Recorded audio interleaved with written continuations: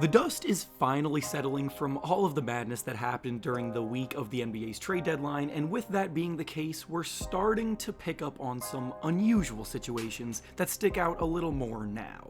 Quite a few desperate teams went out and made the moves that they felt would help propel them back on track towards their goals, but quite a few others did not. This brings us to today's video, where we'll be discussing 4 teams in particular that don't seem to have a clue what exactly it is they're even trying to do anymore after their activity or inactivity at the trade deadline. These are teams that are not on the path that they were hoping to be on and did not do nearly enough to help get themselves back on the right track. Before we start though, it turns out a good amount of you watching right now aren't even subscribed to the channel, so if you enjoy the content, consider hitting the subscribe button, as not only does it help out a ton, but it also very much appreciated. Now with that being said, let's begin. The first team we'll be discussing today that has no clue what they're doing anymore is the Philadelphia 76ers. The 76ers made some big moves in the offseason trying to retool their roster around Joel Embiid and Tyrese Maxey, and on paper, most agreed that they looked as dangerous as anyone in the conference. Unfortunately, reality has not quite agreed with that notion, and due to a vast array of injuries being suffered, players underperforming, and chemistry never being developed as a result of all of that, they now find themselves in 11th place in the Eastern Conference standings, struggling to even keep up in the playoff race. They did trade Caleb Martin for Quentin Grimes and a pick, which is a move that I like for them, as Grimes is a younger player who is a far better shooter than Martin, but after that, their deadline was mostly negative. This summer, they slightly overpaid KJ Martin with the intention of using his contract as a connecting piece in a trade to be able to match the salaries of another useful role player. Instead, they ended up just dumping his salary on the Detroit Pistons for no return whatsoever. This is a team that desperately needs more rotational help. Now is not the time to be dumping salaries. They also had a lot of teams reaching out about Gershon Yabusele, who is having a tremendous season, and they turned down every offer for him, indicating that they are still focused on trying to turn their season around and get back into the playoffs. But if that's still the goal, then they should have been way bigger buyers during this period. Paul George has also been an immense disappointment, and his contract is only getting worse for them as time goes on, so exploring trades to get him off the books would have been a decent idea to consider. But either way, the Sixers are stuck in no man's land without any real answers moving forward.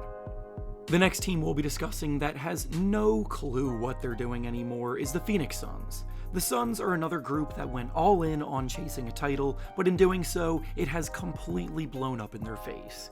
They were in the NBA Finals in 2021, they had a relatively young and hungry core mixed with veteran leadership at the time, and were on track to establish themselves as consistent contenders for years, but they got greedy and tried to speed that process up by gutting their roster in favor of aging star talent, and those aging stars have not been able to plug all of the holes that those moves left them with. Kevin Durant is obviously a future Hall of Famer, but this slide began when they traded away so much of their future draft capital and a promising young wing player in Mikal Bridges for him. Then trading for Bradley Beal was the nail in the coffin that locks them into the purgatory of mediocrity, and as a result of it, they haven't been able to afford much quality role player talent at all, and their depth has been a glaring issue for 2 years now. As this year's trade deadline approached, they were involved heavily in rumors leading up to it, as a team that was trying to do everything in their power to trade Bradley Beal away, and even Kevin Durant's name popped up in a few rumors himself. In the end though, the only move they made was trading away starting center Jusuf Nurkic to Charlotte for Cody Martin and Vasilij Micic, and I'm sorry, but that's not the kind of move that changes literally anything for them. They're now in 11th place in the Western Conference standings, with teams like the Spurs and Warriors near them having made big splashes at the deadline, intending to make a second half surge, so for a group so focused on playoff basketball, they may not even be in the big dance, which would force them to have some real uncomfortable conversations this offseason. The next team we'll be discussing today that has no clue what they're doing anymore is the Brooklyn Nets. The Nets made one of the earliest trades of the season, moving Dorian Finney-Smith to the Lakers in exchange for D'Angelo Russell, which is something that indicated to the public that they would be in sell mode as the season progressed because of their rebuilding emphasis at the moment. Instead, they sat back and watched the trade deadline come and go without making a single trade, which has left everyone scratching their heads a bit. Cam Johnson was one of the most highly coveted veteran wing players on the market, with several big playoff contenders trying to acquire him according to reports, because he's having the best season of his career right now and his skill set is easily translatable into any lineup as an elite shooter with terrific movement without the ball in his hands. For the Nets to balk at trading him when his value will arguably never be higher than it is right now is one that they will more than likely look back on with some regret.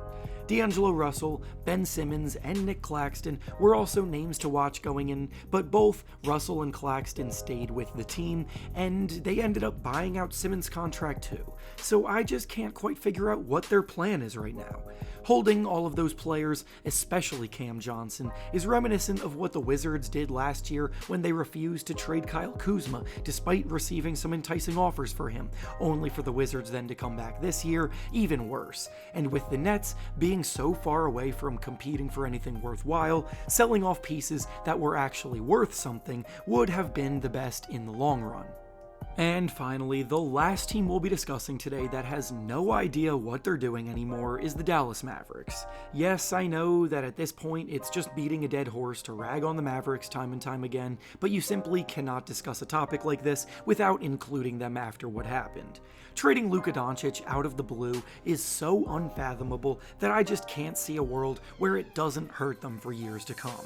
Luka is a 25-year-old superstar producing at a level we haven't seen from someone his age, and he's coming off of a season where he led his team to the NBA Finals, proving time and time again over the years that he is a big game player who can shine when the lights are brightest.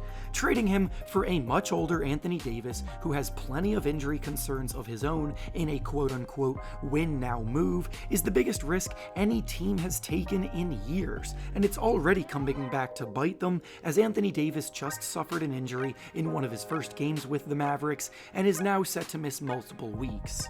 The literal only way they don't end up looking foolish for what they did is if they win a championship. With Anthony Davis and Kyrie Irving, and with how stacked the Western Conference is right now, I just don't see a world where that happens.